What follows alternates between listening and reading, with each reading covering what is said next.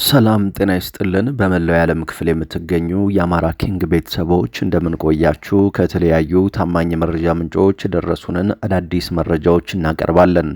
ለቻናሉ አዲስ የሆናችሁ ሰብስክራይብ አድርጉ፣ ቪዲዮውንም ላይክና ሼር በማድረግ አጋሩ። በቅድሚያ የደረሰን አሳዛኝ ዜና አለ።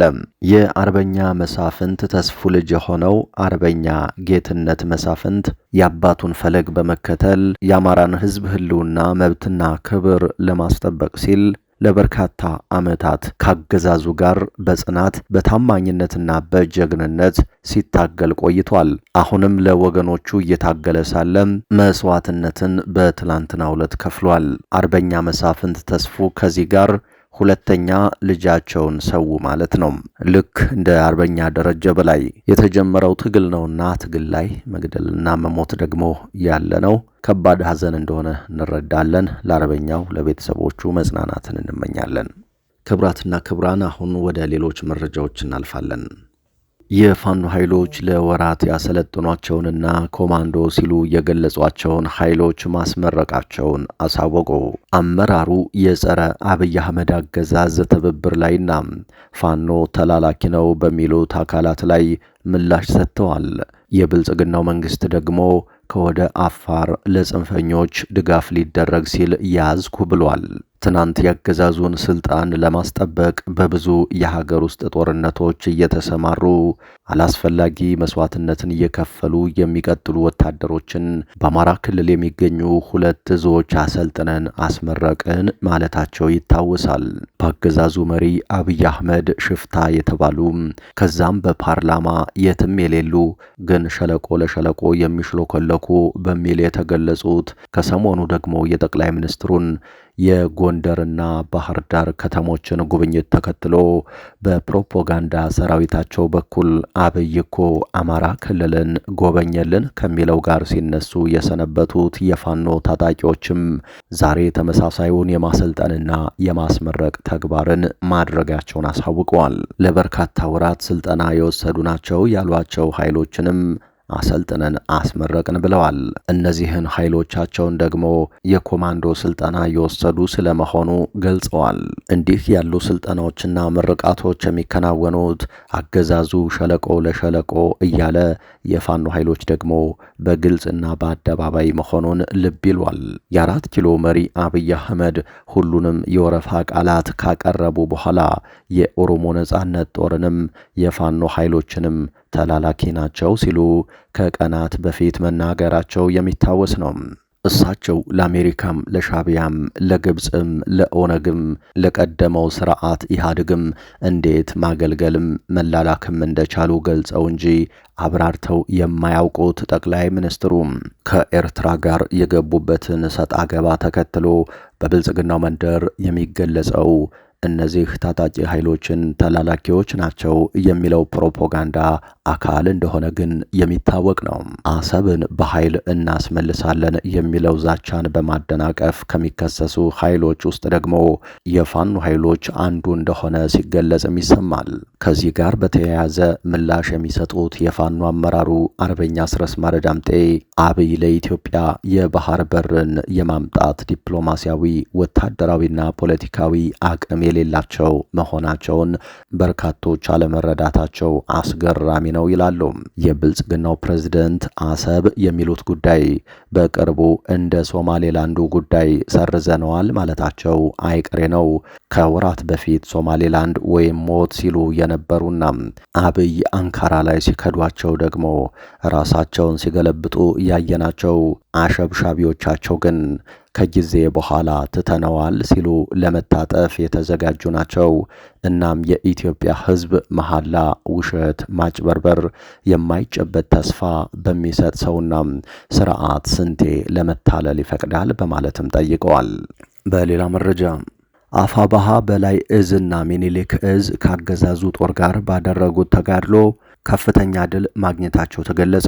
የአማራ ፋኖ ብሔራዊ ኃይል ሰሜን አማራ ቀጠና በላይ እዝ የራስ አሞራው ውብነህ 3ኛ ኮር ድብ ጠለምት ተከዜና ጭና ክፍለ ጦር በአገዛዙ ሰራዊት ላይ ከፍተኛ ድል መጎናጸፋቸውን አሳውቀዋል።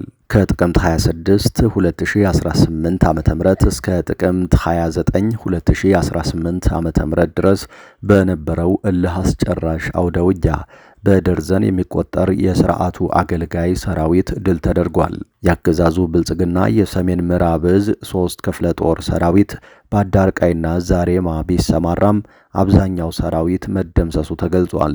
ለ4 ተከታታይ ቀናት በተደረገው እልህ አስጨራሽ አውደ ውጊያ ከ90 በላይ ያገዛዙ ሰራዊት ሲደመሰስ 80 የነፍስ ወከፍ ክላሽንኮቭ መሳሪያ ደግሞ ምርኮ ተደርጓል።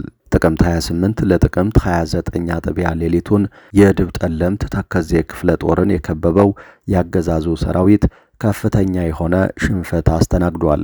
በሌሊት በተደረገው አውደ ውጊያ ቁጥሩ በውል ያልታወቀ ሰራዊት መደምሰሱን የአፋብኃ ሰሜን አማራ ቀጠና በላይ ዕዝ ራስ አሞራው ውብነህ 3ኛ ኮር ድብ ጠለምት ተከዜ ክፍለ ጦር ህዝብ ግንኙነት ይፋ አድርጓል። አውደ ውጊያው ዛሬም ተጠናክሮ የቀጠለ ሲሆን ፋኖ በርካታ ወታደራዊ ቦታዎችን ተቆጣጥሯል። በፋኖ ከፍተኛ ምት ያስተናገደውና አብዛኛው ሰራዊት የተደመሰሰበት የብልጽግና ሰራዊት በሰላማዊ ዜጎች ሀብትና ንብረት ቁሳዊ ጉዳት አድርሷል። በሌላ በኩል ለተከታታይ በርካታ ወራት የኮማንዶ ሳይንስን በተግባርና በጽንሰ ሐሳብ ደረጃ ሲሰለጥኑ የቆዩ እጩ ኮማንዶዎች ተመርቀዋል። በሌላ መረጃም የተደረገውን ጠንካራ ውጊያ ተከትሎ በኦሮሚያ ክልል የድሮን ጥቃት መፈጸሙ ተሰማም። ይህ በእንዲህ እንዳለ የብልጽግናው አገዛዝ ባለፉት 3 ወራት ውስጥ 300 ድሮን አመረትኩ ሲል አሳውቋል። የብልጽግናው መንግስት በተለይም በ3ቱ የሀገሪቱ ግዙፍ ክልሎች በሰው አልባ አውሮፕላን ሕፃን ሳይል አዛውንት፣ ነፍሰ ጡር ሳይል ምርኮኛ እንዴት የራስን ሀገር ዜጋ መቀነስ እንደሚቻል ፈርሞ እየተኮሰና እየገደለ አሳይቷል። የሽምቅ ውጊያን በድሮን ሊያሸንፍ ለዓመታት የሞከረው የብልጽግናው መንግስት ከቀደሙት ዓለም አቀፍ መሰል ተሞክሮች ባለመማር ዛሬም የሀገሪቱን መሰረተ ልማቶች የሚያወድሙ ዜጎችንም የሚያጠፉ ጥቃቶችን እያደረሰ ቀጥሏል። በአማራ ክልል በመቶዎች የሚቆጠሩ መሰል የድሮን ጥቃቶች የክልሉን ቀውስ አባባሱት እንጂ ያመጡት ለውጥ የለም። በትግራይም ከ3 ዓመታት በፊት ተፈናቃዮች ላይ ሳይቀር ድሮን ከመጣል ያልተቆጠበው ብልጽግና ከሰሞኑ በአፋርና ትግራይ አዋሳኝ አካባቢ ያደረሰው ጥቃት መነጋገሪያ ሆኗል። አሁን ደግሞ ላለፉት ወራት ጋብ አድርጎት የነበረውን የኦሮሚያ ክልሉን የድሮን ድብደባ ማከናወን መጀመሩን የተሰማው ትናንት በቄለም ወለጋ ዞን ታጆ ወዳሌ ወረዳ ማቻራ ተብሎ በሚጠራ አካባቢ ይህ የድሮን ጥቃት መፈጸሙ ታውቋል። ጥቃቱ የተፈጸመው በትምህርት ቤት ላይ ስለመሆኑም የአካባቢው ምንጮች ይገልጻሉ። የደረሰው ሰብአዊ ጉዳት በውል ባይታወቅም ከሰሞኑ በቀጠለው ቀናትን የዘለቀው ውጊያ በብልጽግናው ጥምር ኃይልና የኦሮሞ ነጻነት ጦር መካከል መደረጉ ግን ተገልጿል። በዚህ ውጊያ የመንግስት የአካባቢው ዘመቻ አዛዦች ላይ ጭምር ጉዳት ማጋጠሙ የተነገረ ሲሆን ይህ የድሮን ጥቃት ያጋጠመውም ይህንን ተከትሎ ነው ተብሏል። ከዚህ ጋር በተያያዘም አገዛዙ የድሮን ማምረት ስራዬን አጠናክሬያለሁ ብሏል። ለፓርላማ የቀረበው ሪፖርትም ባለፉት 3 ወራት 300 ድሮኖችን አምርተናል ይላል። በሌላ መረጃ የአፋብኃ ምዕራብ አማራ ቀጠና ቴዎድሮስ ዕዝ 206ኛ ኮር ምስረታ ተጠናቀቀ። ላለፉት ተከታታይ ቀናት ማለትም ከጥቅምት 14 ቀን 2018 ዓ.ም እስከ ጥቅምት 29 2018 ዓ.ም ድረስ በተለያዩ ምዕራፎች ሲካሄድ የቆየው የ206ኛ ኮር አካል የሆኑትን የ14ኛ፣ 24ኛና 34ኛ ክፍለ ጦሮችን የመመስረት ሂደት አካታችና አሳታፊ ውይይቶችንና ውሳኔዎችን በማሳረፍ እንዲሁም የክፍለ ጦርና የሻለቃ አመራሮችን በመመደብ ጭምር ተጠናቋል።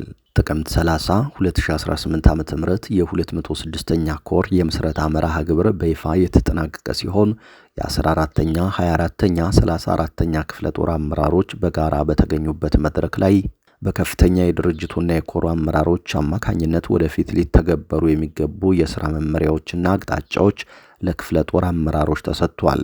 በመርሃ ግብሩ ላይም የስናን አባጅሜ ብርጌድና የንጉሥ ተክለ ሃይማኖት ብርጌድ ላለፉት ዓመታት ያደረጉትን ተጋድሎ ከግምት ውስጥ በማስገባት ከድርጅቱ ማለትም አፋባሃ ምዕራብ አማራ ቀጠና ቴዎድሮስ እዝ ሽልማት ተበርክቶላቸዋል። በተያያዘም 10 አለቃ አለሙ ባንተ ይርጋ የተባለ የ60 ዓመት ሽማግሌ የፋኖ አባል ብቻውን 8 ያገዛዙን ኃይል በመደምሰስ ላሳየው ጀብዱ በአፋባሃ በኩል ልዩ ተሸላሚ ሆኗል። መረጃውን ያደረሰን የአፋባሃ ምዕራብ አማራ ቀጠና ቴዎድሮስ እዝ 206ኛ ኮር ነው። የተወደዳችሁ አድማጭ ተመልካቾቻችን ከአማራ ኪንግ ሚዲያ የያዝናቸው አጫጭር መረጃዎች እነዚህ ነበሩ። በያላችሁበት ሰላም ጊዜ ተመኘን።